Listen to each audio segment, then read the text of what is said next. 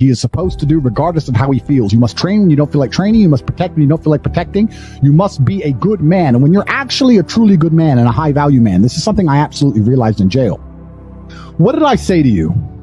I think we were in jail about 2 months.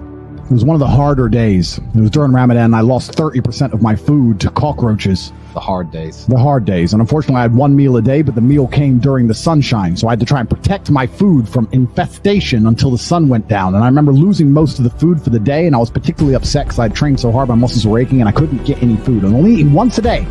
Once a day. And I said to you, I said, Tristan, I have no problem suffering if the people I love are not suffering. My children are taken care of. The women I love are taken care of. My mother is taken care of. Everybody around me is fine. Even if they've removed me from my life and locked me in a jail cell, everybody I love is taken care of and is protected and is living good. I must suffer because I am a man. I am the head of my empire. I'm the head of the clan. Of course, I will suffer, but the people I love are not suffering. This is what God has bestowed upon important men since the beginning of time. When you're a man, absolutely you're right. It is our job to suffer so the people around us do not suffer. And that's why if you're a man and you're waking up every day and you're not trying your very best to be important or upgrade yourself or upgrade your character, or you're lacking motivation, then you have a serious problem, because it is your job to be capable of dealing with the insurmountable pressure which God is going to put upon you, so that when you suffer, everyone around you does well. Our lives are set up that even if they throw us in a dungeon today, everybody we love will be okay forever. And that is what's most important. That's the most important thing. That's success. And that was absolutely comforting. That was absolutely comforting in jail when we discussed that. And we said, everyone we love is okay.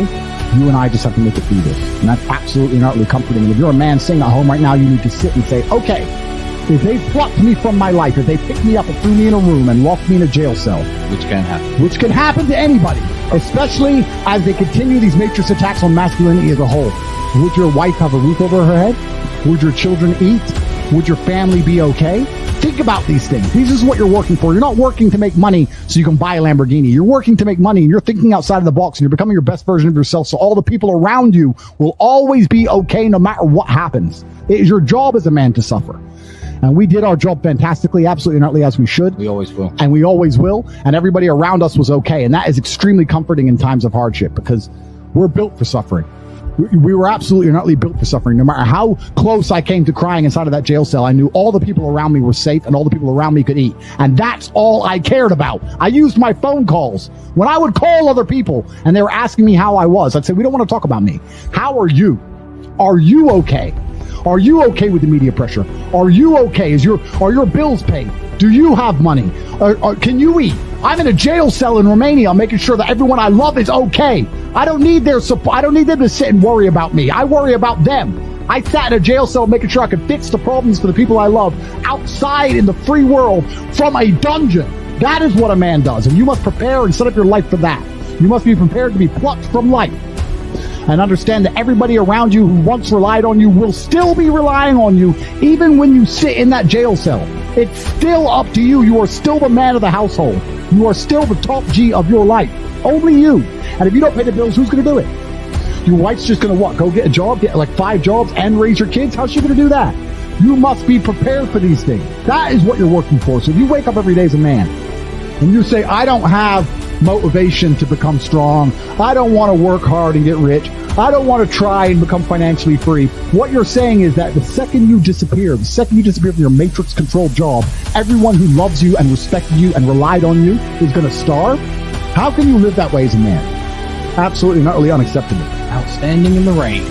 And that actually comes on to another point that I want to mention about these other influencers and these other people out here who have influence, the ones which are controlled and taught by them and purported by the Matrix and pushed out there for everybody to listen to. What do any of them even teach? How does your life get better from listening to any of these people? What do they teach you? What do they tell you? What do they instill inside of you? When's the last time you've listened to them and felt a fire in your soul or fire in your blood to become a better man? When's the last time you listened to, I need to give more money to charity. I need to help people. I need to set my life up so that people I love will always be okay. I need to retire my mother and make money so she doesn't have to work anymore. When's the last time any influencer on anywhere on the internet, any of them, any of these people streaming this garbage on Twitch and Kick and all these shit websites, when's the last time any of them have ever helped anybody? I think that's what the average man really needs to struggle. And I've been saying, this has been my message for a very long time in all realms. I've said for a very long time that life for the average man is going to get harder and harder. It's becoming more and more competitive. You need to find more and more ways to stand out and be unique. And the only way to really do those things, unfortunately, as a man, is to suffer.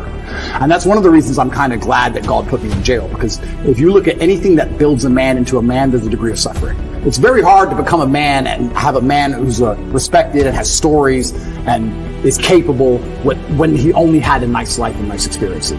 It's usually the things that made you the best version of you are usually the worst things that happen. So the demons I carry from jail, the fact that I can't sleep, I've had girls say to me, you can't sleep, you need to see a psychiatrist. And I said, absolutely not. I would be furious if a psychiatrist walked in here and took my demons from me. I don't care if they could fix me with a click, they're mine.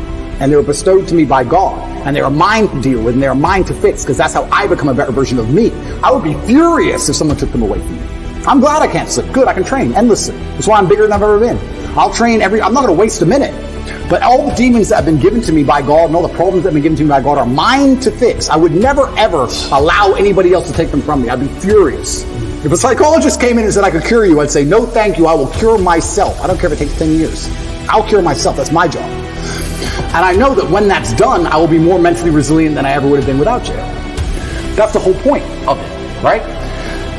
So many men say, I want to be the man, but they don't want to suffer, they don't want to fight, and I don't understand why, because even if you look at a superhero movie, they tell you, even in superhero movies, they make it very clear, Batman's parents died, that's why he's Batman. All the bad things have to happen. There's no way to get there without the bad things. I get so many emails from people complaining about their bad things, and I don't have time to reply to any of them, but if I could, I'd say, good luck, congratulations, off you go. Of course she broke your heart. Of course you're sad. Of course you miss her. She's with me now. That's life. That's part of it. That's the only way you're going to get to that level of resilience. You can't become the man any other way.